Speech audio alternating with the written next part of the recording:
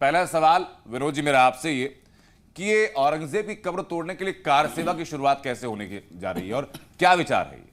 देखिए, बात यह है कि औरंगजेब एक ऐसा शासक था जो कि जिसका भारत तो भारतीयता से कोई लेना देना नहीं था। उसने भारत की धर्म, संस्कृति, इतिहास और जो हमारे जीवन मूल्य थे, साथ ही साथ हमारे मंदिर और माताओं बहनों की इज्जत के साथ जो खिलवाड़ किया, जितना दुर्दांत और जितना आक्रांत उसका व्यवहार था, दुनिया में शायद वो उदाहरण नहीं मिलेगा। ऐसे व्यक्ति की कब्र भी भारत के अंदर क्यों होनी चाहिए?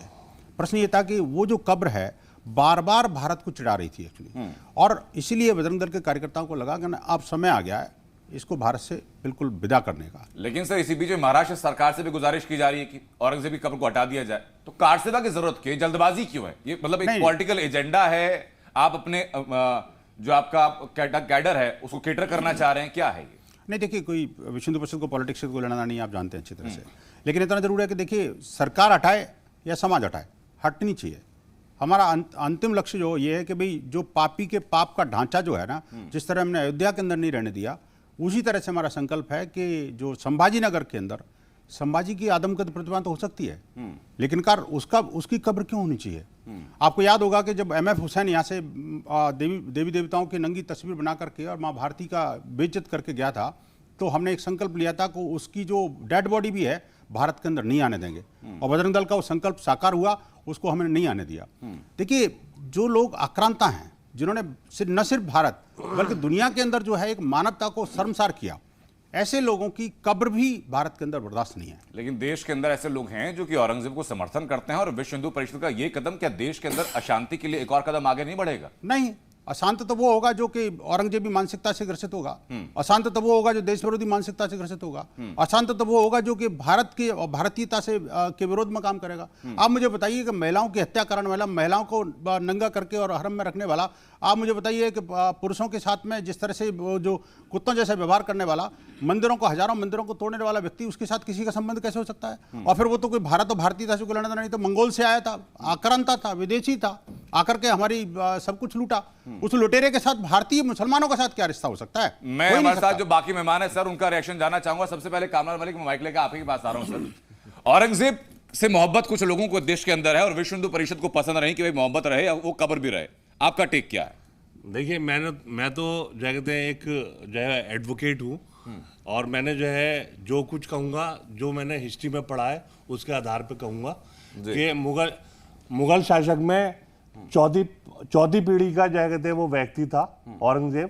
तो उससे पहले जितने भी जो है शासक रहे, उन्होंने जो है यहाँ की औरतों से शादी करी और वो यहीं पर जो है कहते हैं मर मिट गए। और औरंगजेब जो है बाहर से आया हुआ नहीं था, वो एक हिंदुस्तानी था, चाहे वो किरवल था। क्रूर शासक था कि नहीं था सर?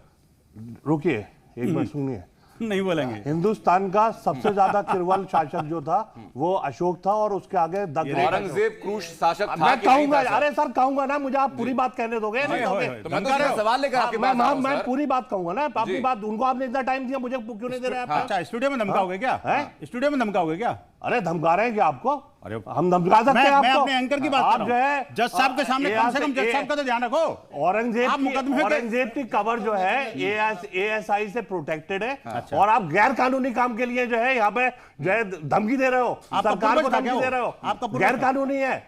ASI जो है प्रोटेक्टेड मॉन्यूमेंट्स को जाके तोड़ना गैर कानूनी है, और आप गैर कानूनी बात को जो है इतना सीनियर तोड़ जो कहते हैं चौड़ा करके सर, पहले भावना तो हम बात करते हैं। कानून है, कहता है कि नहीं कहता, अगर वो गैर कानूनी है तो सरकार कार्रवाई करेगी। हाँ, ठीक है, उसमें कोई शक नहीं है। मुझे बताइए, औरंगजेब क्रूर शासक था कि नहीं था, और देश के अंदर उसके लिए मोहब्बत क्यों होनी चाहिए? देखिए, क्रूर शासक जो कहते हैं सबसे ज्यादा जो एक्सपेंशन हुआ टेरिटरी का वो औरंगजेब के टाइम में हुआ। सबसे अच्छी GDP जो थी वो औरंगजेब के टाइम में थी। नहीं सर, औरंगजेब, मैं चोल वंश से लेकर के और आजाद भारत तक की GDP आपको काल दर काल गिरवा सकता हूं। मुगलों के वक्त में सर, मुगलों के वक्त में और खासतौर औरंगजेब के वक्त में वैश्विक GDP में भारत का योगदान घट करके 21% आ गया था, जो कि गुप्त साम्राज्य में कभी 25% हुआ करता था। टेरिटरी का एक्सपेंशन हुआ है, नहीं हुआ? ये तो इस बात पर तो सहमत हो आप? टेरिटरी भारत के अंदर expansion हुआ। मुगलों की टेरिटरी कहाँ थी सर?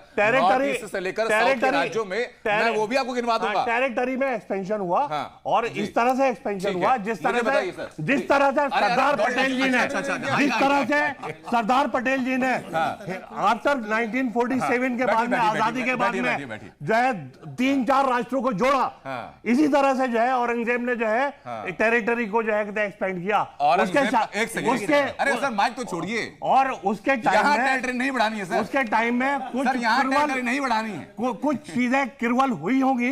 मैं इससे हिस्ट्री में पढ़ा है सर, मैं इतिहास के पन्नों को कोट कर दूंगा आपको, इतिहास के पन्नों को पढ़ा है, मैं कोट करूंगा सर, मैं इतिहास के पन्ने कोट करूंगा आपको। मुझे बताइए सर, लेकिन आज की तारीख में औरंगजेब से मोहब्बत क्यों नहीं चाहिए? विष्णु परिषद अगर कहते हैं कार से करेंगे तोड़ने के लिए, आप समर्थन में कि विरोध में? कोई भी इस मुल्क में गैर संवैधानिक चीज़ों का समर्थन नहीं हो सकता। हम इस वक्त आज़ाद भारत में हैं, 75 साल हो चुके हैं। ये तमाम किंगडमशिप है, ये हुकूमतें बादशाहों की थी, इनके अपने तौर तरीके थे, इनके यहाँ कोई कायदे कानून, कोई संविधान नहीं था।